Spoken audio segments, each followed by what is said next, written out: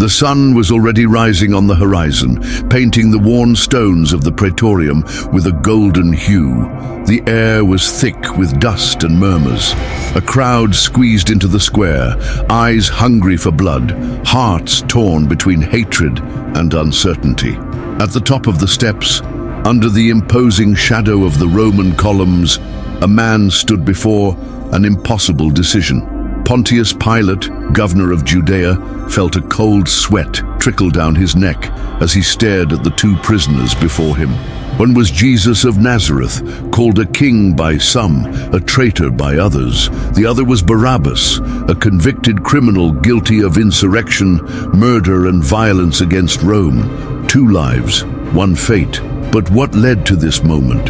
How could a condemned criminal stand next to a man who, as far as anyone knew, had never lifted a single sword? Pilate didn't want to be there. He knew the filthy gears of power and understood that he was nothing more than a puppet caught between the interests of the empire and the fury of the religious leaders. He tried to evade responsibility, sought a compromise, but the people's cries echoed like war drums. "Release Barabbas!" The governor felt a lump in his throat. Logic said the people would choose to save the innocent man, but the crowd longed for a man of war, a symbol of rebellion, Barabbas. The name sounded like a hammer striking stone, but what was going through Barabbas's mind at that moment?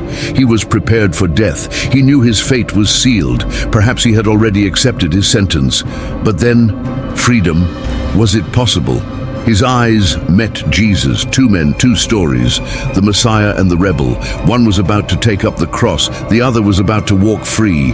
But what if it had been the other way around? What would have happened if the people had chosen Jesus? And more than that, why did they choose Barabbas? The momentary silence of Pilate was shattered by even louder shouts. "Crucify him! Crucify him!" There was no turning back. With a reluctant gesture, Pilate washed his hands before them all. "I am innocent of this man's blood," he murmured, but even he didn't believe it. And so the choice was made. Jesus was handed over to be crucified. Barabbas set free. But what happened to him afterward? What does a man do when he escapes death while another dies in his place? Did he celebrate his freedom? Or did every step he took away from the praetorium feel haunted by the weight of that exchange? Did he simply return to his old life? Or did something inside him change forever? That is the question that has lingered for centuries. And today, we will explore what may have happened to Barabbas after that day. Have you ever thought about it? If not, get ready, because the story is just beginning. And now, do you want to find out who Barabbas really was? Then hit the like button and subscribe to the channel, because what comes next will surprise you. The name Barabbas echoed through the crowd that fateful morning. But who was this man whose freedom was exchanged for Jesus' death? History offers us fragments, scattered clues that, when pieced together, reveal a character shrouded in mystery. To many, Barabbas was nothing more than a criminal, an ordinary thief. But to others, he was much more than that. A revolutionary, a symbol of resistance against Rome. A man who could have been a hero or a villain. In the biblical accounts, Barabbas is described as a notorious prisoner and a murderer involved in an insurrection against the Roman Empire. He wasn't just a petty thief. He was a man of blood, someone who fought, killed, and led. But why? First-century Judea was a powder keg ready to explode. Roman rule was oppressive, brutal, unbearable taxes, soldiers in the streets, public executions. The people cried out for deliverance, and the Zealots, a group of Jewish rebels, took up arms to fight the invaders. Was Barabbas one of them? Many believe so. That Barabbas was an insurgent leader, perhaps even a commander within the revolutionary movement. A man who refused to accept foreign domination and saw violence as the only solution. To him, Rome was the true enemy, and holy war was justified. But there was a problem. Rome crushed rebellions with an iron fist. The Zealots were captured and executed without mercy. Barabbas had been imprisoned, sentenced, and was awaiting the cross. But then, the unthinkable happened. He was set free, and here lies the great contrast. Beside Barabbas stood Jesus, a man who also spoke of a kingdom, but not an earthly one. Jesus did not wield swords, did not incite uprisings. His power did not come from force, but from words. While Barabbas believed in violence, Jesus spoke of forgiveness. While Barabbas sought freedom from Rome, Jesus taught about freedom from sin. Two paths, two choices, and the people chose Barabbas. But why? Was it fear? Was it desperation? Or was it because Barabbas represented what the crowd truly wanted? A warrior messiah, someone who could overthrow Rome by force. Jesus did not fit the expectations of a revolutionary leader. He wasn't there to start a war against the Romans. He was there for a far greater purpose, though few understood it at the time. And so, Barabbas was set free. The warrior walked away. The Prince of Peace was condemned. But what happened next? Did Barabbas celebrate his release? Or, as he heard the nails being driven into the cross, did something inside him shift? Could he have simply returned to his old life? Or did that encounter with Jesus, even without a single word exchanged, leave a mark that would never fade? The answer to Barabbas' fate has been lost to time. But there are theories, stories, possibilities. Some say he returned to crime and met a tragic end. Others suggest he witnessed the crucifixion and was forever broken by it. And some even believe he tried to rally the zealots for another revolt, which would eventually be crushed decades later. But what if he simply vanished? If he faded into history like a ghost who escaped death? Now let's dive into the exact moment of his release. What did he feel? How did he react when he heard the crowd shouting his name while another man was led away to die in his place? Hold on to that thought, because the next moment is the most intense of all. The silence was almost deafening. For a moment, everything seemed to stop. Barabbas blinked, dazed, unable to believe what he had just heard. The crowd was still shouting, and the dust swirled in the air like a specter of confusion and chaos. Governor Pilate was washing his hands while the Roman soldiers stepped forward. But instead of dragging him to his execution, as he had expected, they unlocked his chains. The cold, rusted metal loosened around his wrists, leaving deep marks on his skin. His body was tense, bracing for the worst, but death did not come. Instead, freedom did.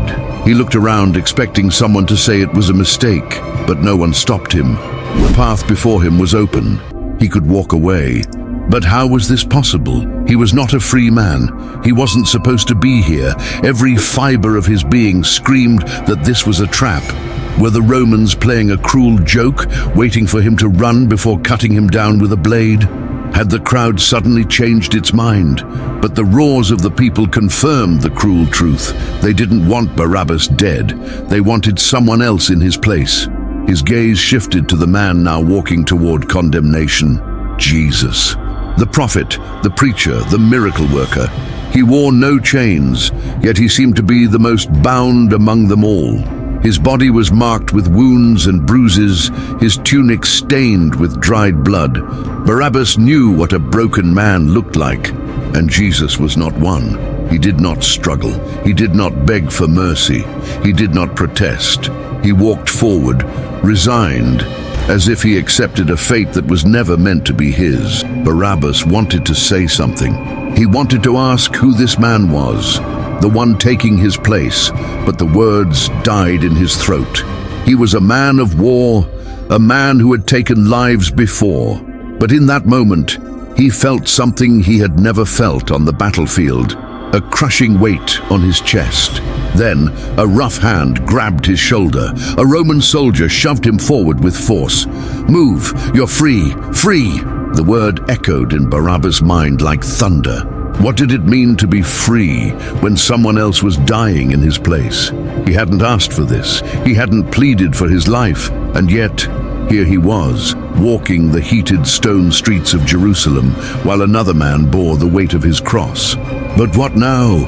Should he disappear, vanish to some place where he would never hear that name again?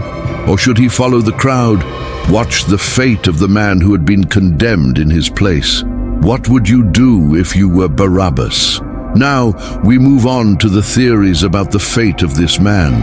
What happened to him after he was set free? Did he return to his life of crime? Did he repent and convert? Or did he simply vanish into the dust of time? What happened to Barabbas after the cross? Freedom had a bitter taste. Barabbas walked through the narrow streets of Jerusalem, feeling the weight of a choice that was never his. The people had set him free, but he didn't feel free.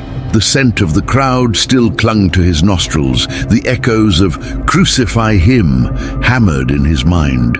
Jesus was walking toward death, and where was he going? His old allies surrounded him. Zealots, rebels who wanted Rome to burn.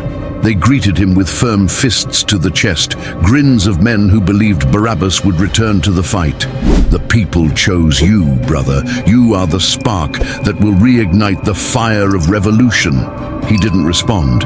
He only observed their dirty faces, their eyes burning with hatred and hope. But something inside him was different. Once rage had burned in his veins, now there was a shadow in his heart. He couldn't forget that look, the eyes of a man walking toward death without fear. He tried to push it aside, but the more the days passed, the more that image haunted him. Yet Barabbas was not a man of deep thought. He was a warrior. When the zealots handed him a sword, he took it. When the rebellion rose, he fought. Rome was still there, crushing his people, stripping away their dignity. If this was his fate, then he would embrace it. But something felt wrong. With every strike, with every knife plunged in the shadows, Barabbas found himself asking, why? Before he had killed for freedom. Now he killed to escape something inside himself. He searched for purpose, but everything felt hollow. But Rome would not wait forever. The imperial soldiers hunted the rebels like wild beasts. One by one, Barabbas's comrades were captured. He fled into the desert, hid in caves, survived like a ghost. But Rome does not forget. The night was cold when the sound of iron boots crushed the ground around him. He woke to find swords pointed at his face. He did not fight. He did not beg. His fate was sealed. They threw him to his knees in the dust. He saw the glint of a blade rising. His end had come. But in that final moment, a question struck him like a fatal blow. What if I had chosen a different path? The next day, his body hung from a cross alongside other rebels. The very fate that had once been meant for him. The very fate that Jesus had taken in his place. But now, there was no exchange, only silence. Was this truly the story of Barabbas? A man who was given a second chance and wasted it? Or was there another possibility? What if, on that day, when he saw Jesus walking toward the cross, something inside him changed? What if, instead of returning to crime, he sought redemption? Now we explore the theory that Barabbas not only witnessed the crucifixion, but was transformed by it. Barabbas wandered aimlessly. His heart pounded like a war drum, but not because of his newfound freedom. Something was wrong. He felt it. The dry wind of Jerusalem blew dust over his tattered robes, and the city felt smaller, tighter, suffocating. The crowd was still shouting, but now the cries were different. He heard murmurs, muffled sobs, hurried footsteps. Everyone was moving outside the walls. Curiosity overcame him. He followed the crowd. He didn't know why. Something pulled him toward that place. And when he arrived, he saw him, Jesus, the man who had died in his place. Barabbas stood among the crowd, a nameless spectator, as the soldiers lifted the cross. The wood groaned. The nails gleamed for an instant before being driven in. The sound of the hammer echoed through the hot air like distant thunder. A shiver ran down Barabbas's spine. He had seen many men die before, but never like this. He expected Jesus to scream, to resist, to beg for his life, but he didn't. No pleas for mercy, no look of hatred, just silence. And then something happened. Jesus lifted his eyes.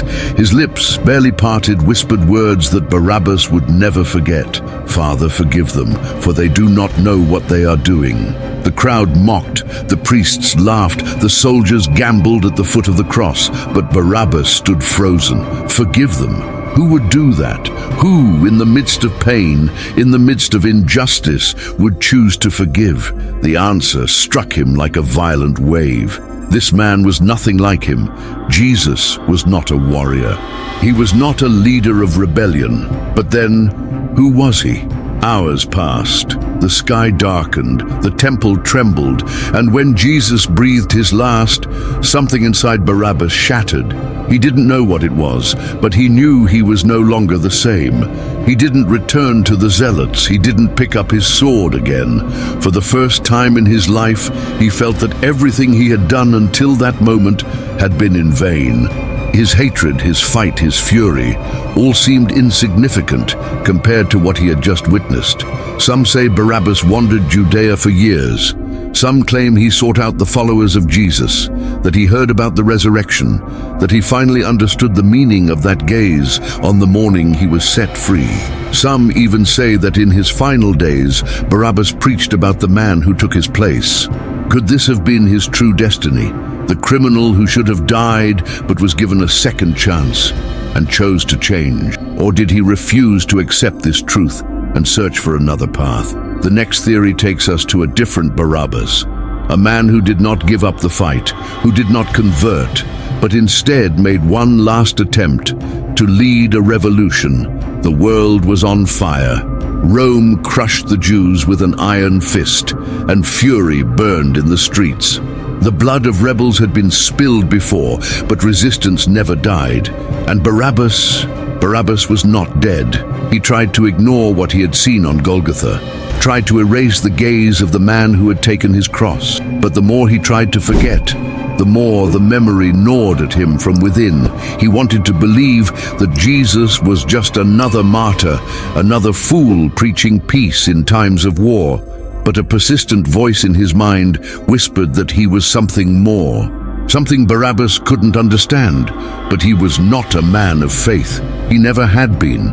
And if God had allowed him to live, wasn't it for a greater purpose? Wasn't it because he still had a role to play in the war against Rome? And so, Barabbas returned to what he knew best, the fight.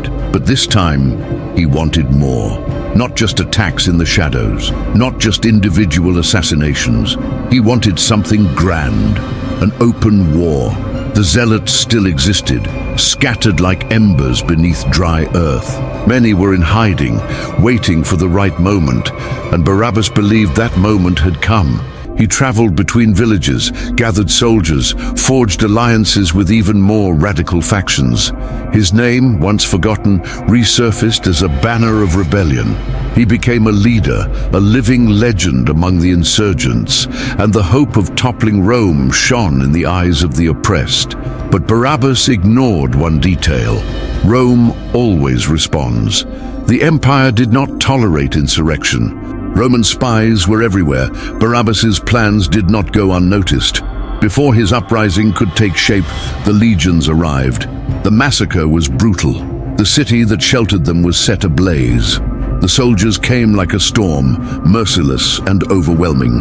Barabbas grabbed his sword, shouted orders, tried to resist, but the weight of the empire crushed everything. He was captured, shackled, beaten, thrown at the feet of a Roman governor who mocked his defeat.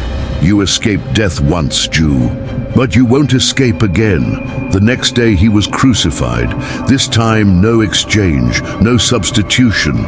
And then, in that final moment, as his body hung from the cross, as pain blurred his thoughts, he understood. Jesus had died for a cause far greater than any mortal rebellion, but now it was too late.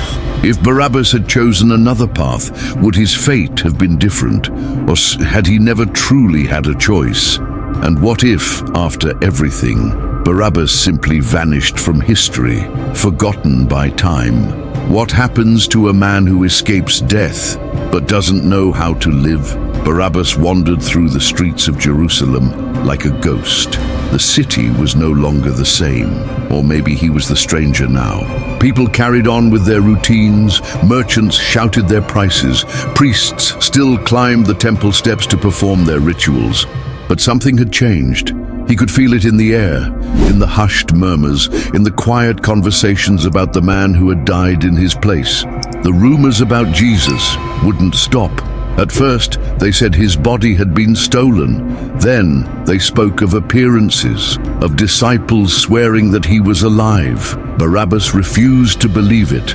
He didn't want to think about it, but doubt gnawed at his mind like a slow poison. He tried to hide in the alleys of the city, avoiding places where people might recognize him. After all, he was a marked man. Some still saw him as a hero, but others looked at him with disgust. He was the one they let live, they whispered, while the innocent man died.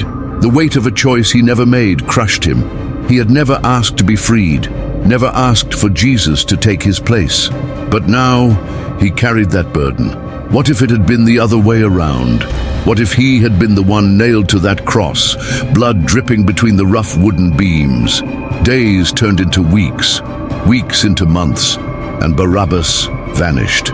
Some say he fled far from Jerusalem, abandoning war, faith, and guilt. He sought a simple life, maybe as a farmer, maybe as a man of the desert, lost among strangers who had never heard his name. Others believe he wandered through Judea without direction, always looking over his shoulder, fearing that Rome would still come for him, that his freedom had only been temporary. But the truth is, no one knows. History moved on without him. Decades later, the city that had set him free was destroyed. Jerusalem fell under the siege of Rome in 70 AD. The temple was reduced to ashes, the Jewish people massacred, and the rebellion ended in ruin. If Barabbas had still been alive, he would have witnessed the fall of his own cause. And then he disappeared into the dust of time. No records tell of his fate. No historian documented his final days. No legend preserved his legacy. Barabbas was swallowed by anonymity, and perhaps that is the greatest irony of all, because in the end, Barabbas is not just a name lost to history. He is a reflection of each of us. What do we become after a second chance? What do we do when life offers us a new path? Do we embrace it or waste it? And what if it were you? If you stood before the choice that Barabbas faced, which destiny would you choose? But who was Barabbas? A criminal who wasted his second chance, a man transformed by another's sacrifice, a leader who fought until the last moment, or just a ghost lost to history? Perhaps we will never know his true fate. His name faded from the pages of history as if he had never existed. No record tells us where he lived, how he died, or whether his life changed after that day. And maybe that was intentional. Maybe Barabbas disappeared because his story was never meant to be about him, but about all of us. That morning in Jerusalem, a choice was made. Two men stood before the crowd. One, righteous and innocent. The other, a condemned criminal. But the crowd shouted for Barabbas. And that choice repeats itself to this day. How many times do we choose the wrong path? How many times do we turn away from what is right? How many times do we reject the truth? But the most incredible part is, Jesus knew. He knew he would be rejected. He knew the crowd would choose Barabbas. And yet, he accepted it. He did not resist. He did not fight. He did not demand justice. He simply surrendered. And here lies the mystery. He took the place of a guilty man, just as he took ours. Barabbas was given a second chance. But what did he do with it? That question remains unanswered. He could have gone back to crime. He could have repented. He could have run far away, trying to forget everything that happened. But the real question is not what happened to Barabbas, but what happens to us. Because deep down, we are Barabbas. We make mistakes. We fail. We choose the wrong paths. But just like him, we are given another chance. What do we do with this opportunity? Do we waste it? Do we pretend nothing has changed? Or do we choose a new path? Life presents us with choices every day. Every decision either brings us closer to or further from the truth. And this story reminds us that we all have a destiny before us, but the final choice is always ours. So now, what would you do if you were in Barabbas's place? Think about it. If you were given a second chance, just like he was, how would you live? Now, I want to hear from you. Which of these theories about Barabbas's fate makes the most sense to you? Do you believe he wasted his second chance, or that he was forever changed? Comment below. And of course, if you enjoyed this video, hit the like button, subscribe to the channel, and turn on notifications so you don't miss the next stories, because there are still many mysteries for us to explore together. But now, I ask you one more time, if we are all Barabbas, which path would you choose?